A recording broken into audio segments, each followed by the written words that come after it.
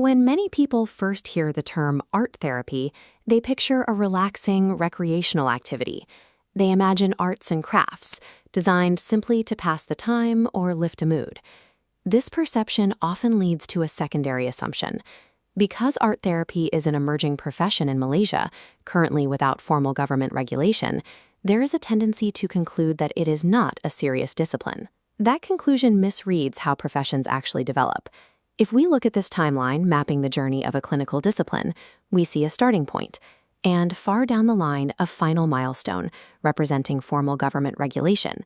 A government stamp does not create a profession. It is simply the final step that recognizes what has already been built. The expansive middle space between that initial starting point and the regulation milestone is a critical phase we call professional formation.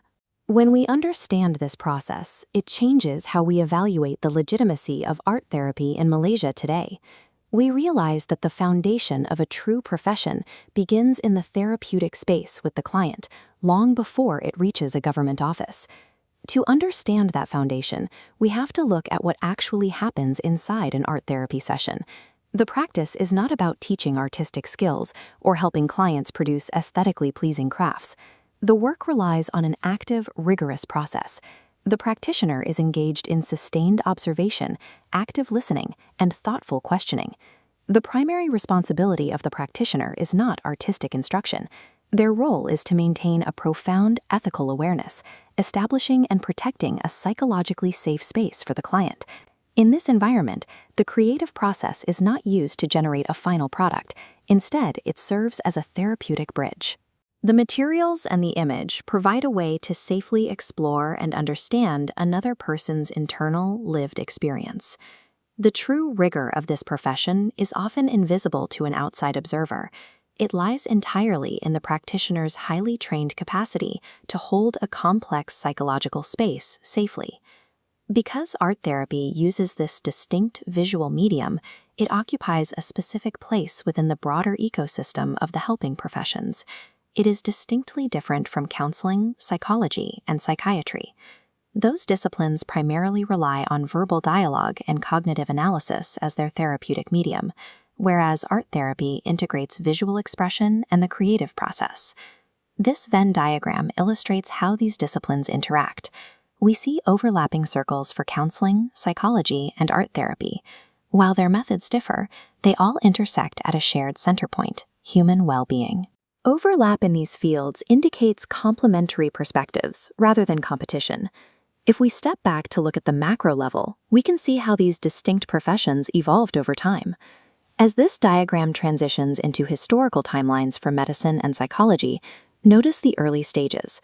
Long before the block for government regulation appears, we see decades dedicated to building community, establishing ethical standards, and forming educational criteria. When we map the current state of art therapy in Malaysia onto this same structure, we see it actively building within that exact education and ethics days. Practitioners are currently establishing the necessary infrastructure of ethical guidelines, research, and clinical supervision. The current unregulated state of art therapy in Malaysia is a standard, historically proven developmental stage of a maturing profession. This brings up a practical question often asked by prospective students and the public. If there is no formal government recognition yet, why invest the time to study art therapy? The answer requires us to redefine the purpose of professional education. The objective is to develop actual, boots-on-the-ground professional capability, rather than merely acquiring a certificate. Real-world practice demands complex judgment. A practitioner must learn exactly when it is safe to work with a client, when a case requires outside referral, and how to prioritize ethical safety above all other concerns. Developing this level of professional judgment takes time and rigorous multi-year education. A short workshop or a simple certificate cannot guarantee public safety. True capability must be earned through supervised practice and reflection.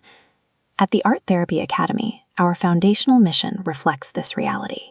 We prioritize the cultivation of reflective practitioners over the rapid, commercial expansion of the field. While financial sustainability is necessary for any organization to survive, professional formation and ethical responsibility remain our non-negotiable goals. Professional recognition is certainly important, but recognition alone does not create professionalism. A recognized, respected profession is ultimately the byproduct of individuals who dedicate themselves to lifelong learning. It is built by people who commit to ethical practice, continuous reflection, and serving their communities with integrity.